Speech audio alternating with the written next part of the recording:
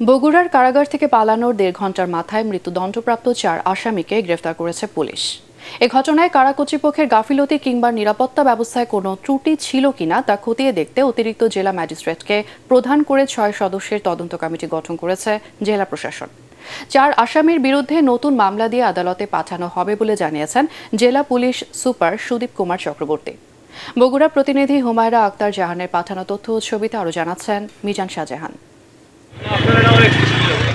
পৃথক মামলায় ফাঁসির আসামি কুড়িগ্রামের নজরুল ইসলাম মঞ্জু, নরসিংদীর আমির হোসেন, বগুড়ার জাকারিয়া ও ফরিদ শেখ বগুড়া জেলা কারাগারের একই কন্ডেম সেলে বন্দী ছিল।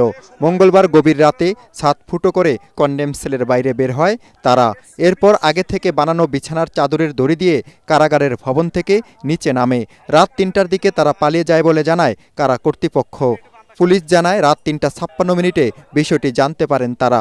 সাথে সাথে অভিযানে নামে একাধিক টিম। ভোর ৪:১০ দিকে বগুড়া শহরের চেলোপাড়ার করতুয়া নদীর তীর থেকে পলাতক ৪ আসামিকে গ্রেপ্তার করে পুলিশ। ওয়ালটন এসিতে ইনস্টলেশন একদম ফ্রি। যেহেতু তারা ৪ জন মৃত্যুদণ্ডাদেশ প্রাপ্ত করেনি, তারা জেলখানা থেকে পলায়ন করেছে, সেই জন্য এখন তাদের বিরুদ্ধে আবার একটি মামলা হবে। এদিকে ৪ আসামির পালানোর ঘটনা তদন্তে ৬ সদস্যের কমিটি গঠন করেছে জেলা প্রশাসন।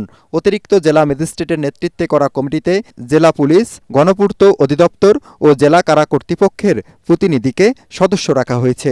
এটা যেহেতু ব্রিটিশ আমলের জেলখানাটা এবং যে সেলগুলো আছে এই সেলগুলোতে দুই পাশে জেএমবির মাঝখানে হলো এই ইয়ারা ছিল, দণ্ডপ্রাপ্ত আসামিরা ছিল বিগত ১ মাস যাবত। ১ তারিখে এই ৪ জন এখানে আসে। আমি গত এই মাসের ২ তারিখ আমি কিন্তু এটা ভিজিট করেছি এবং পুরো সেলগুলো ভিজিট করে আমি নির্দেশনা দিয়ে আসছি যে এখানে আউটডোর এবং ইনডোরের নিরাপত্তা ব্যবস্থা যাতে জোরদার রাখা হয়। কারাগার থেকে ফাঁসির আসামি পালানোর বিষয়টি সারা দেশে চাঞ্চল্যের সৃষ্টি করেছে।